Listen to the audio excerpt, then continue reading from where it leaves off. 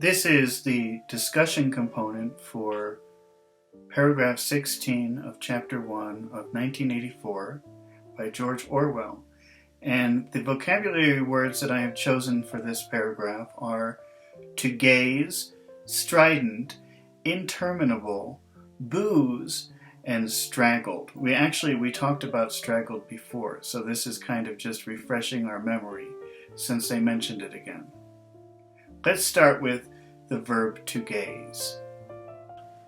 In a previous paragraph, the verb to glance was mentioned, and that meant like a quick look.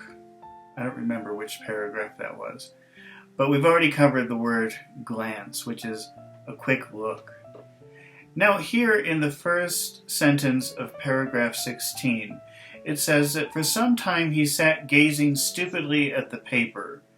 And gaze is another type of look. It's a look where you're kind of paying attention to something. You seem to be thinking about something while you're looking. You seem to be concentrating on something while you're looking. So gaze is kind of a concentrated look. So we have glance, which is a quick look, and now we have gaze, which is kind of concentrating, thinking while you're looking. Our next two words are strident and interminable. Let's take a look at the text. The telescreen had changed over to strident military music. The word strident here is a synonym of harsh, which is a word that we've talked about before.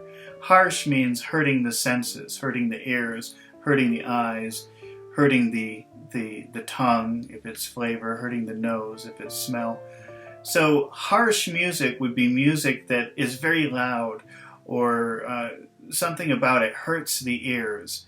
So strident military music maybe is very loud military music, or maybe the instruments have a sound that hurts the ear.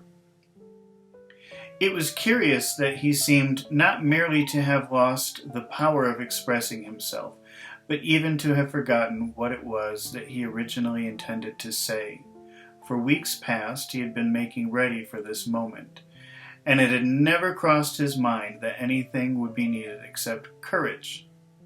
The actual writing would be easy. All he had to do was to transfer to paper the interminable, restless monologue that had been running inside his head. A monologue is one person talking, and an internal monologue is the voice inside your head. And the word interminable, if you think about the word terminate, which means end, and then you have in, which is a negative prefix, you have interminable, which means never ending. So the never-ending voice inside his head, the never-ending internal monologue. So Winston has a voice inside his head, and it never stops talking to him. Probably it's always telling him how wrong it is to live in this world that he's living in, which is the reason why he wants to write everything in his diary. The next word that we have is booze. And booze is kind of a funny word for alcohol. It's kind of a fun word for alcohol. At the end of paragraph 16, it says that the blaring of the music and the slight booziness caused by the gin. So blaring is a word that means very unpleasantly loud. And again, remember, the music was strident, which is harsh. It hurts the ears. And now we have the word blaring, which means very unpleasantly loud. It's very loud and it hurts the ears.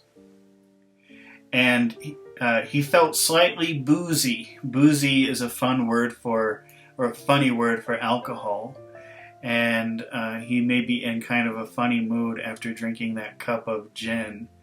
And now he feels boozy, which I guess means that he feels a little bit drunk.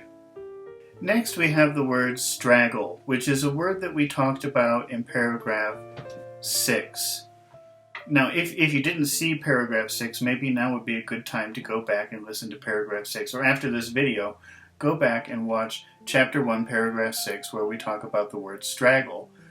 The example that I use, which I think is a good example, is the example of a marathon or a race where people are running.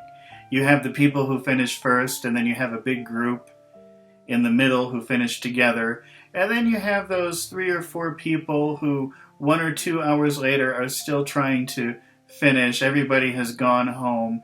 These are the stragglers. The stragglers are the slow ones. The stragglers are the ones who are behind. And in paragraph 16, it says, "Suddenly he began writing in sheer panic, only imperfectly aware of what he was setting down. His small but childish handwriting straggled up and down the page." So here straggle means like irregular shape, making irregular shapes, making very imperfect, ugly shapes. Just like if you think about when there's a race, you picture all the people finishing together, but those 3 or 4 people an hour later are kind of an irregular thing. And that's what is meant by straggle. Here we are at the end of paragraph 16, and it looks like Winston is still trying to figure out what to say. Actually, at the very end of paragraph 16, it says he starts writing quite a bit, so I guess in paragraph 17, we'll figure out what he really wants to talk about. Well, this is the end of paragraph 16. As usual, I think now is a good time to go back and listen to review some of the words that we've already done. Now would be a good time to go back and check paragraph 6 for the word straggle and see if you can make sense of it. Now that this is the second time we've encountered that word. Okay, but it's a good idea to check all of them again. Go back and listen to them all again and try to remember those words and say, oh, that's right, that's the word. That's the way that you're going to improve your vocabulary, by practice. Okay, well, if you found this useful, if you like this, please hit the like button. And if you would like to see more of these kinds of videos, please subscribe to my channel. All right. I will see you again in paragraph 17.